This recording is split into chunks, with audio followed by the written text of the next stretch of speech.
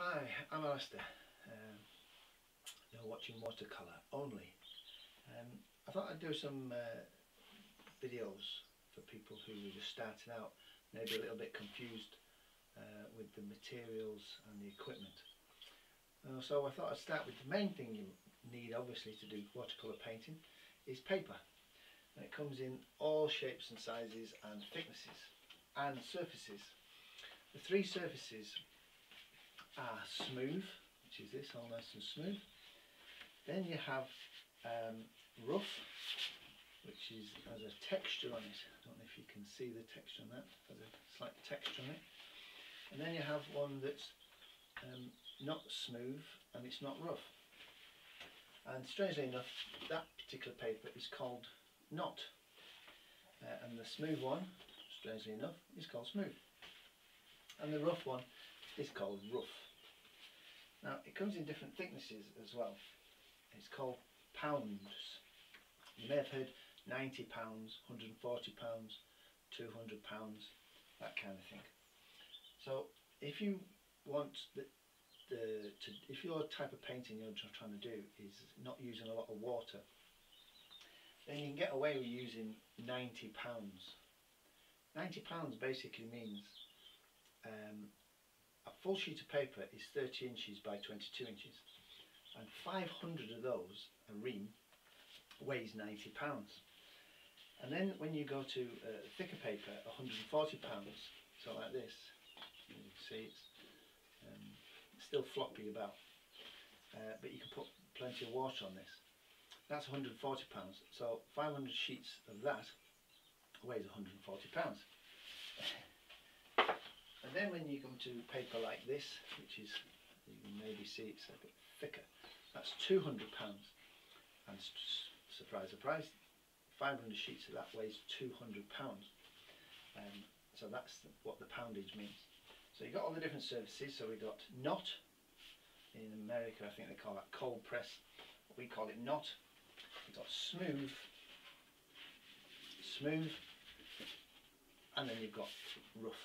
So depending on what kind of painting you want to do, they're the different surfaces and the different thicknesses.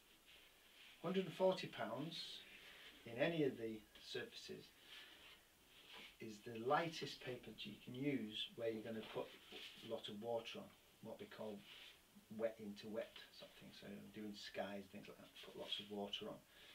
90 pounds you can't do that. It will just buckle up and it won't be. 200 pounds is really good.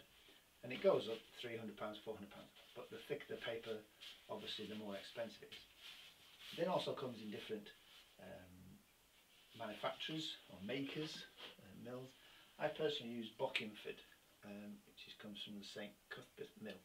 It's good quality paper and it's a reasonable price. And you can buy that in all sorts of, you can buy it in full sheets, half sheets, quarter sheets.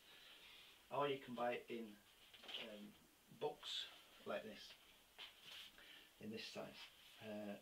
It tells you exactly what it is.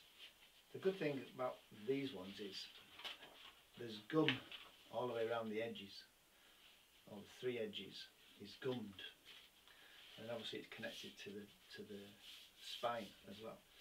So, and it's got a good thick board on the back, so you can take that out in the field. You don't need a piece of board to rest on. It's all there, and your paper won't fly away. And you don't need any clips. You don't need any clips or anything for it, because it's all gummed all around the edge. And then once you finish painting and you get home, you can just there's a little gap just here, right at the front, where it's not gummed down, which you can get a knife or something in and slide it along and take your picture off. So that's really good, because you don't need any bulldog clips and it doesn't blow around all over the place. So that's a Della Romi. There's Langton, you can that make. If you buy a big book like this, and you don't really want to do that size, you can just cut them in half. If you know some friendly person who might have a bandsaw, and you can cut them in half, so you've got a book like that, cut it in half, and now we've got this size, and it's still gummed Obviously they're not gummed down the middle now, but it's still gummed down two of the sides, so it still works the same. You can just do smaller pictures, and that works with all them. They're good quality paper, and they tell you what it is on the packet. If you go like cheaper stuff like this, Crimson and Blake, it doesn't actually tell you exactly what it is. It tells you what it is in grams, and that's what they use in Europe. The grams is what it is per square metre of paper, so slightly confusing.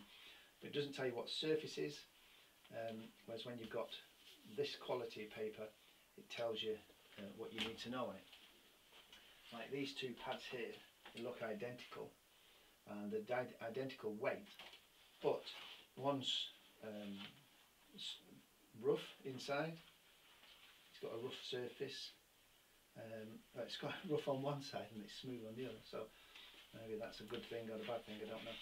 And then the different, I mean that's really white as well, so it depends what you want, but that's cheap paper which works okay, but it's not great.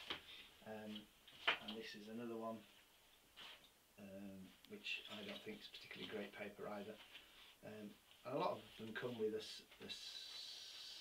spiral, is that what it's called? Spiral along there, and so you can tear it off when you want to use it. But my personal preference is the gummed edges.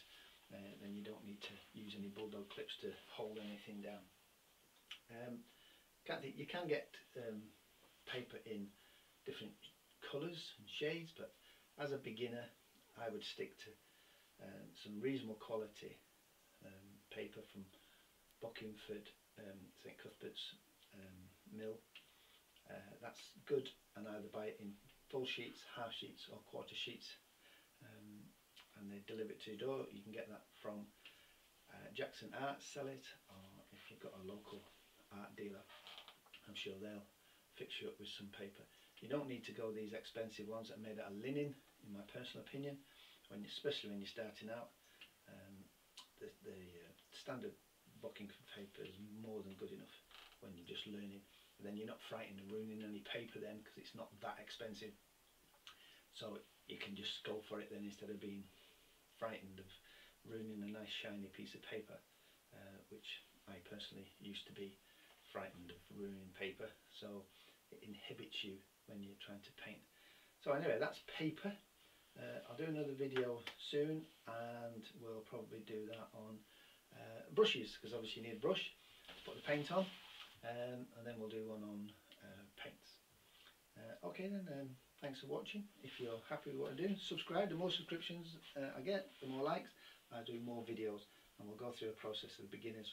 As I said, paper, paint, brushes, and then other equipment that you might need or like to get. Should I say, you don't need it. All you need is a piece of paper and a paintbrush and some paint.